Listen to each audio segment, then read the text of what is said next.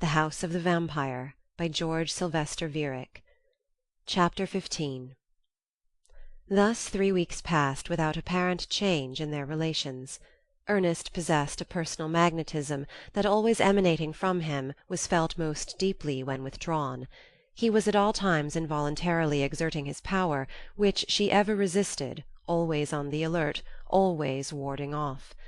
When at last pressure of work made his immediate departure for New York imperative, he had not apparently gained the least ground. But Ethel knew in her heart that she was fascinated, if not in love. The personal fascination was supplemented by a motherly feeling toward Ernest, that, sensuous in essence, was in itself not far removed from love. She struggled bravely and with external success against her emotions, never losing sight of the fact that 20 and 30 are 50.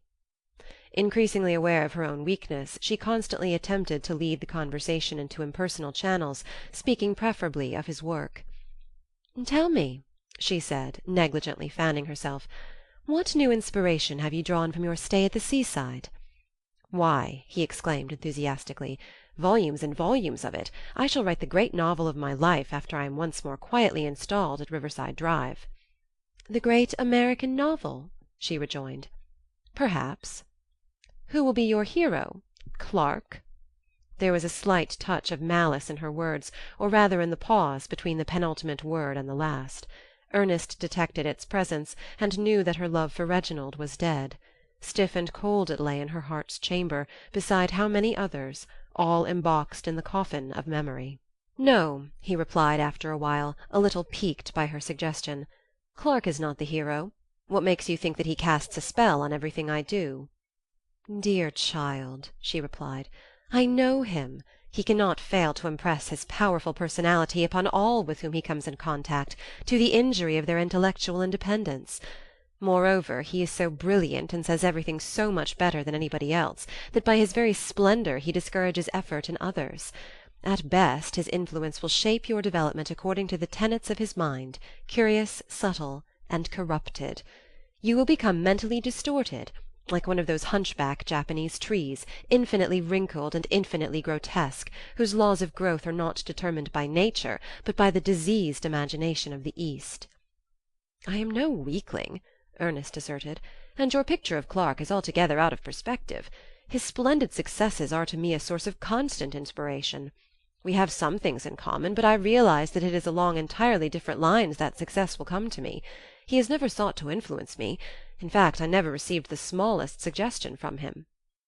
Here the Princess Marigold seemed to peer at him through the veil of the past, but he waved her aside.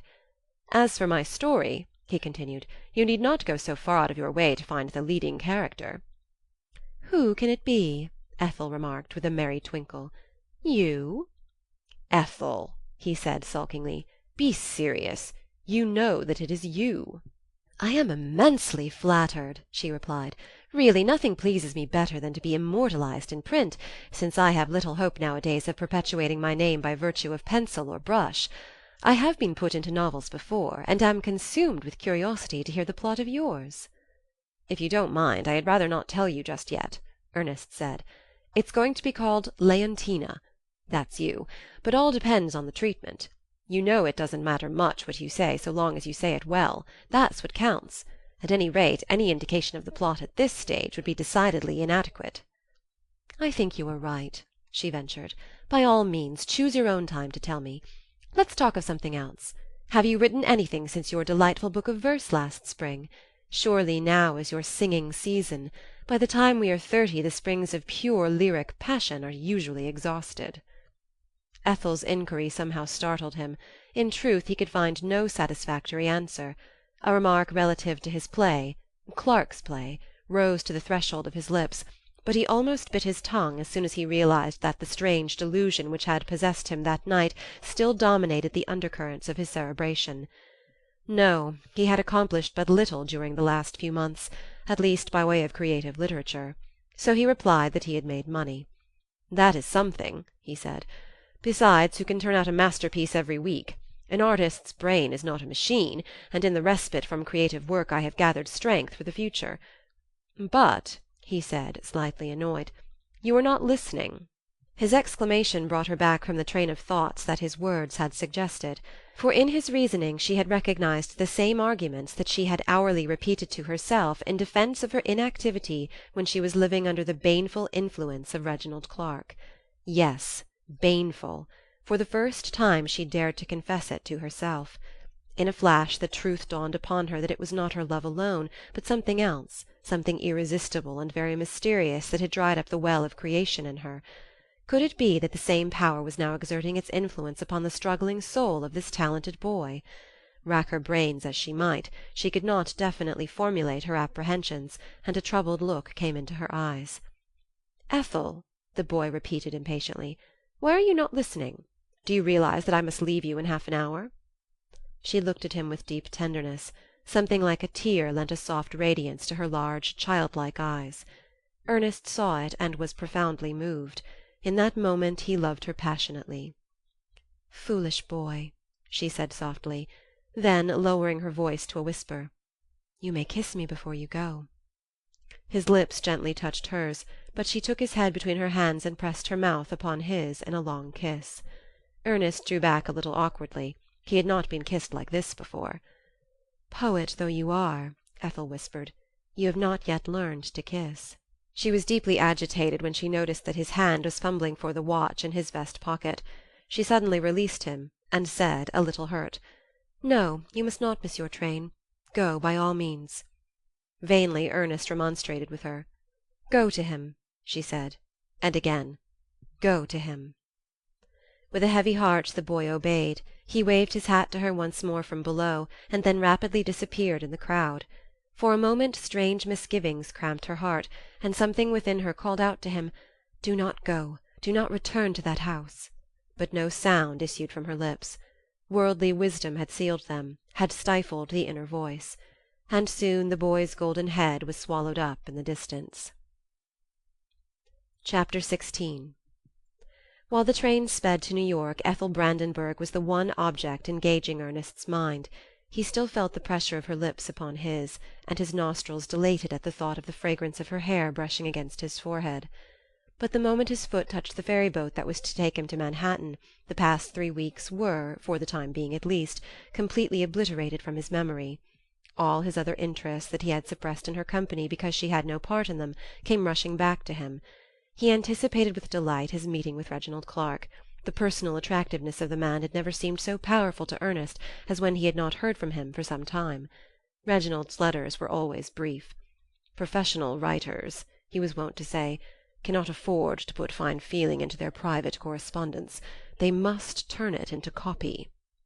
He longed to sit with the master in the studio when the last rays of the daylight were tremulously falling through the stained window, and to discuss far into the darkening night philosophies young and old. He longed for Reginald's voice, his little mannerisms, the very perfume of his rooms. There was also a deluge of letters likely to await him in his apartment, for in his hurried departure he had purposely left his friends in the dark as to his whereabouts. Only to Jack he had dropped a little note the day after his meeting with Ethel. He earnestly hoped to find Reginald at home, though it was well nigh 10 o'clock in the evening, and he cursed the "rapid transit" for its inability to annihilate time and space. It is indeed disconcerting to think how many months, if not years, of our earthly sojourn the dwellers in cities spend in transportation conveyances that must be set down as a dead loss in the ledger of life. A nervous impatience against things material overcame Ernest in the subway. It is ever the mere stupid obstacle of matter that weighs down the wings of the soul, and prevents it from soaring upward to the sun. When at last he had reached the house, he learned from the hall-boy that Clarke had gone out. Ruffled in temper, he entered his rooms and went over his mail. There were letters from editors with commissions that he could not afford to reject. Everywhere newspapers and magazines opened their yawning mouths to swallow up what time he had. He realized at once that he would have to postpone the writing of his novel for several weeks, if not longer.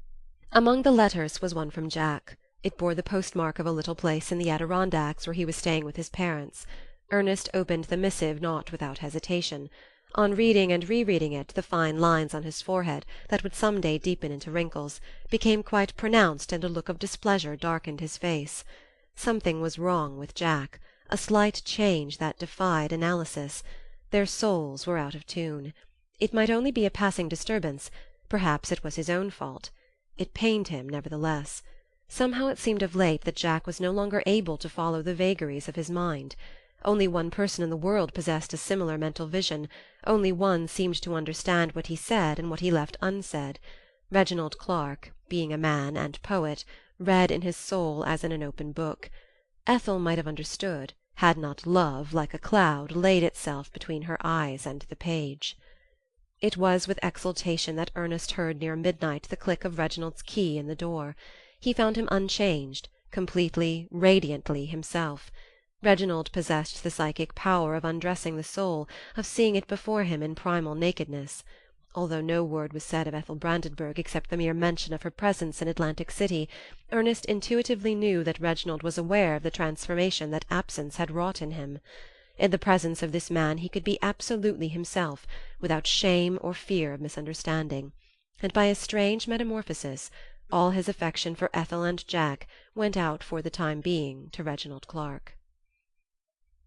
Section 8.